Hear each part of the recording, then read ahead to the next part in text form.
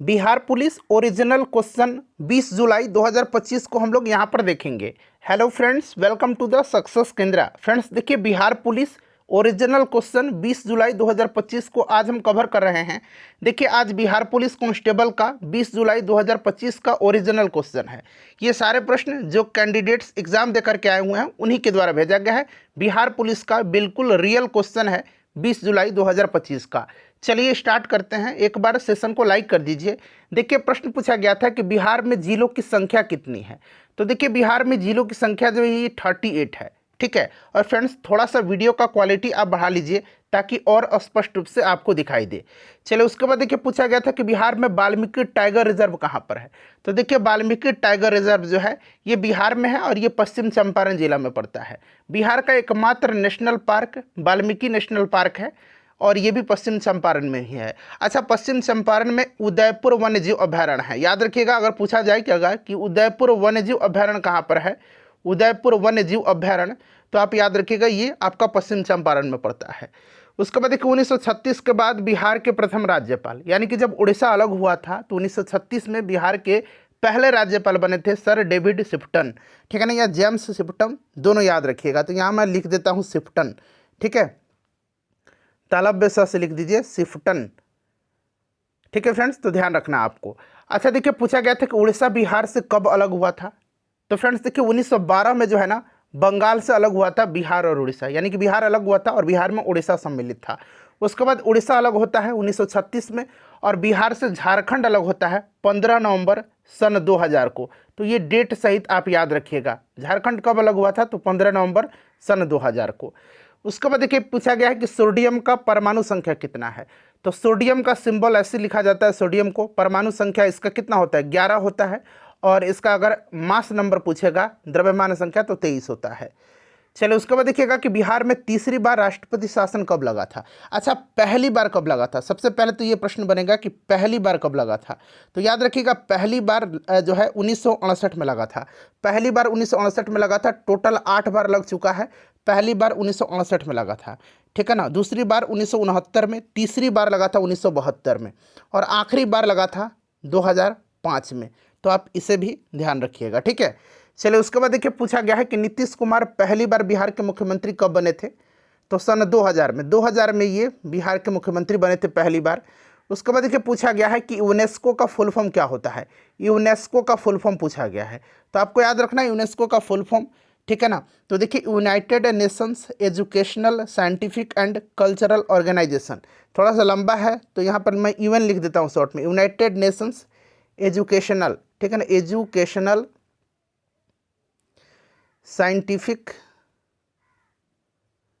And cultural, ठीक है ना, कल्चरल ऑर्गेनाइजेशन। ठीक है। चलिए, उसके बाद देखिए, पूछा गया था कि रिहंद परियोजना के बारे में। तो देखिए, रिहंद परियोजना जो है ना, ये अगर पूछा गया होगा कि कहाँ की परियोजना है, तो याद रखिएगा उत्तर प्रदेश का। उत्तर प्रदेश का है। किस नदी पर है, तो ये रिहंद नदी पर ही है।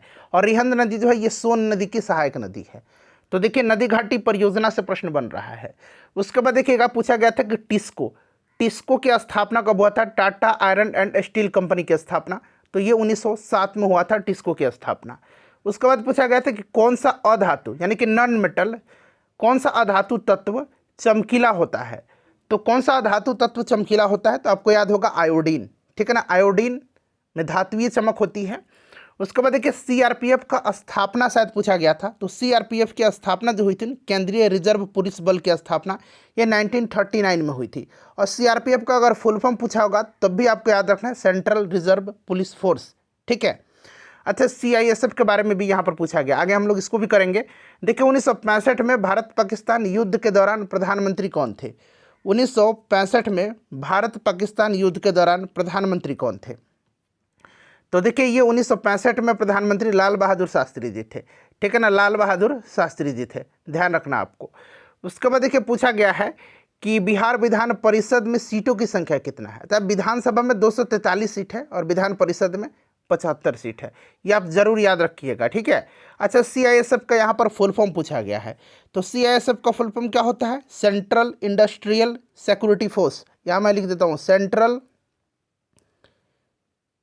इंडस्ट्रियल सिक्योरिटी फोर्स, ठीक है ना, याद रखना आपको। ठीक है फ्रेंड्स, चलिए उसके बाद अगला प्रश्न देखिए पूछा गया था कि प्रथम फील्ड मार्शल कौन थे, तो ये सर मानेकशॉ थे। ठीक है, उसके बाद देखिए पूछा गया कि बराबर की गुफाएं बिहार के किस जिले में। अच्छा, बराबर की गुफाओं का निर्माण पूछा गया था पिछले बार, तो अशोक ने करवाया था और अशोक के पौत्र दशरथ ने करवाया था। बराबर की गुफा जो है ये जहानाबाद जिला में है, इसको आप ध्यान रखिएगा। देखिए टिहरी बांध किस नदी के संगम पर है, ये पूछा गया है। तो टिहरी बांध जो है ये भागीरथी और भिलांगना नदी के संगम पर है, उत्तराखंड में है, और सबसे ऊंची ये आपका बांध है। गुरु गोविंद सिंह जी का जन्म पूछा गया था, तो अगर पूछा गया होगा कि कब हुआ था, तो याद रखिएगा 1666 ईस्वी में। कहाँ पर हुआ था, तो ये पटना में हुआ था। ठीक है ना, कहाँ पर हुआ था, पटना में हुआ था। चलिए, सिखों के अंतिम और 10वें गुरु थे ये। अच्छा, बिहार कोकिला जिन्हें 2025 में पद्म विभूषण दिया गया है, उनका नाम पूछा गया था। तो आपको मैंने कई बार बताया है कि बिहार कोकिला के नाम से शारदा सिन्हा जी को जाना जाता है, और इस बार 2025 में मरणोपरांत इनको जो है पद्म विभूषण से सम्मानित किया गया है। उसके बाद देखिए एबल पुरस्कार किस क्षेत्र से संबंधित है, तो देखिए एबल पुरस्कार पिछले बार भी पूछा गया था, मतलब 16 जुलाई 2025 का बिहार पुलिस का जो पेपर था उसमें भी पूछा गया था। तो ये गणित से संबंधित है, इसको गणित का नोबेल पुरस्कार कहा जाता है। ठीक है, अच्छा चलिए, भारत में देखिएगा कि हाई कोर्ट की संख्या पूछा गया है, हाई कोर्ट की, सर्वोच्च उच्च न्यायालय की हाई कोर्ट की, तो ये 25 है। अच्छा, बेलाडीला की खान किसके लिए प्रसिद्ध है, बेलाडीला की खान छत्तीसगढ़ में पड़ता है, और ये लौह अयस्क के लिए प्रसिद्ध है। और कौन सा लौह अयस्क, तो यहाँ पर कौन सा लौह अयस्क के लिए फेमस है, तो याद रखिएगा हेमेटाइट लौह अयस्क के लिए, हेमेटाइट लौह अयस्क के लिए। ठीक है ना, तो इसे भी आप साथ साथ ध्यान रखिएगा। उसके बाद देखिए यूआरएल का फुल फॉर्म पूछा है, तो कंप्यूटर से रिलेटेड है, यूनिफॉर्म रिसोर्स लोकेटर होता है, यूनिफॉर्म रिसोर्स लोकेटर। चलिए आगे देख लेते हैं आप। देखिए आगे पूछा गया था कि सूरजकुंड शिल्प मेला कहाँ लगता है, तो पिछले वाला जो पेपर हुआ था 16 तारीख को, उसमें मिलान करने के लिए दिया था। तो सूरजकुंड शिल्प मेला ये हरियाणा में लगता है। ठीक है ना। अच्छा, आगे पूछा गया था कि हिथरो एयरपोर्ट कहाँ पर है, हिथरो एयरपोर्ट, तो फ्रेंड्स ये आपका लंदन में पड़ता है। ठीक है ना। अच्छा, उदयगिरी पहाड़ी के बारे में पूछा था, तो अगर पूछा होगा कि उदयगिरी पहाड़ी कहाँ पर है, तो आपको याद होगा कि उड़ीसा और मध्य प्रदेश में ये पड़ता है। अब कोई एक राज्य भी दे सकता है, अगर उड़ीसा दिया होगा तो उड़ीसा पर टिक लगा लीजिएगा। उसके बाद देखिएगा पूछा गया था कि गोलकुंडा का किला कहाँ स्थित है, तो देखिए गोलकुंडा का किला जो है ना, इसका निर्माण काकतीय वंश के शासकों के द्वारा करवाया गया था, काकतीय वंश की 13वीं शताब्दी में, और ये आपका हैदराबाद में पड़ता है, तेलंगाना में। ठीक है। अच्छा, मखदूम साहब दौलत का मकबरा पूछा गया है कि कहाँ पर स्थित है, तो ये मनेर में है, मखदूम साहब दौलत का मकबरा मनेर में है।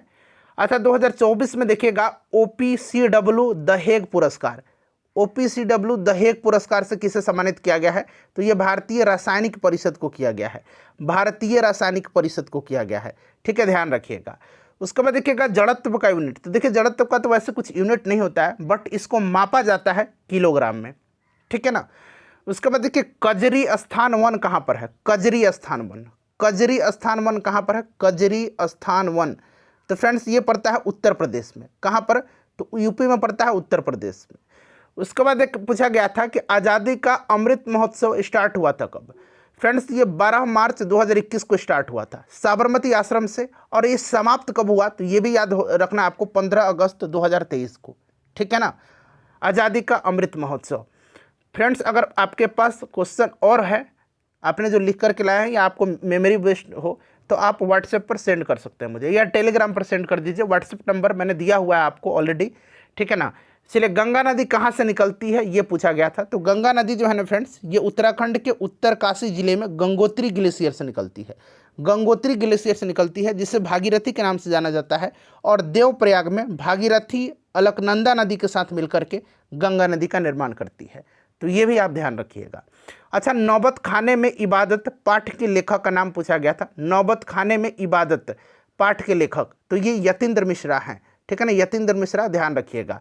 कजरी लोक कला के बारे में पूछा गया था, तो कजरी लोक कला जो है ये बिहार से संबंधित लोक कला है, कजरी डांस भी है, कजरी एक तरह का लोक कला भी है बिहार का। सोनपुर मेला का दूसरा नाम पूछा गया था, सोनपुर मेला लगता है आपका गंगा गंडक के संगम पर, इसे हरिहर क्षेत्र का मेला भी कहा जाता है, अन्य नाम हरिहर क्षेत्र का मेला। ठीक है।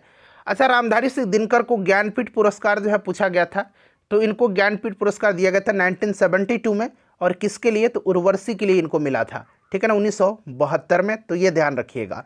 उसके बाद देखिए विलो चीप, करंट का क्वेश्चन है willow, WILLO, willow chip, willow quantum chip है एक तरह का, ये किस कंपनी ने लॉन्च किया है ये पूछा गया था। तो इसको गूगल ने लॉन्च किया है, विलो चिप को गूगल ने लॉन्च किया है। देखिए सभी जिलों का अलग अलग क्वेश्चन था और सभी जिलों का ये मिक्स क्वेश्चन है ना, हो सकता है आप में हो या हो सकता है नहीं भी हो। चलिए उसके बाद देखिए नंदा देवी चोटी जो है ये कहाँ पर है, तो फ्रेंड्स ये उत्तराखंड में। अच्छा फूलों की घाटी कहाँ पर है, तो उत्तराखंड में है, ध्यान रखिएगा। फूलों की घाटी वैली, फ्लावर्स वैली है जो, शांत घाटी केरल में है, ठीक है। चलिए सरदार सरोवर परियोजना किस नदी पर है, तो सरदार सरोवर परियोजना नर्मदा नदी पर है। तो देखिए नदी घाटी परियोजना से प्रश्न बन रहा है। देखिए प्रवासी भारतीय दिवस कब से मनाया जाता है, कब से मनाया जाता है ये पूछा गया था। तो 2003 से ये मनाया जाता है और 9 जनवरी के दिन प्रत्येक वर्ष मनाया गया था, मतलब मनाया जाता है 9 जनवरी के दिन, ठीक है। और इस बार 18वें प्रवासी भारतीय दिवस का आयोजन ओडिशा के भुवनेश्वर में किया गया है, इसे भी आप ध्यान रखिएगा। 9 जनवरी 1915 को गांधी जी दक्षिण अफ्रीका से वापस भारत लौटे थे, उसी उपलक्ष्य में 9 जनवरी के दिन मनाया जाता है। वर्तमान में भारत के CAG कौन है, ठीक है, नियंत्रक और महालेखा परीक्षक, तो ये संजय मूर्ति हैं, ध्यान रखना आपको। अच्छा उसके बाद देखिएगा कि 2011 जनगणना के अनुसार भारत का साक्षरता दर कितना है, तो भारत का है 74.04%, ठीक है फ्रेंड्स। अच्छा IPL का फुल फॉर्म पूछा गया था, तो इंडियन प्रीमियर लीग, ठीक है ना, इंडियन प्रीमियर लीग याद रखिएगा, इंडियन प्रीमियर लीग। विजेता इस बार RCB रहा है, ठीक है। चलिए हिंदी भाषा के लिए साहित्य अकादमी पुरस्कार 2024 ये दिया गया है गगन गिल को, किसको, गगन गिल को दिया गया है हिंदी भाषा के लिए, गगन गिल को। चलिए उसके बाद देखिए पूछा गया कि खो खो विश्व कप का आयोजन कहाँ पर किया गया था। अच्छा खो खो विश्व कप जो था ना, ये पुरुष वर्ग में भी भारत ही जीता है और महिला वर्ग में ही विजेता भारत ही रहा है। इसका आयोजन नई दिल्ली में किया गया था, ठीक है। चलिए आगे देखिए और क्या पूछा गया है। उसके बाद देखिए पूछा गया काला घोड़ा महोत्सव कहाँ मनाया जाता है। काला घोड़ा महोत्सव का आयोजन ये महाराष्ट्र में किया जाता है हर साल, मुंबई में, ठीक है। अच्छा नर्मदा नदी कहाँ से निकलती है ये पूछा गया था, तो ये अमरकंटक पठार से निकलती है, ठीक है ना। उसके बाद देखिएगा 101वां संविधान संशोधन के बारे में पूछा था शायद कि ये किससे संबंधित है, तो ये GST से संबंधित है, गुड्स एंड सर्विसेज टैक्स, ठीक है ना। अच्छा ट्रेन टू पाकिस्तान के लेखक का नाम पूछा गया था, तो ट्रेन टू पाकिस्तान लिखा है खुशवंत सिंह ने। फ्रेंड्स और प्रश्न है आपके पास तो आप ज़रूर हमें सेंड करिएगा, लाइक कर दीजिए इसको और शेयर कर दीजिए।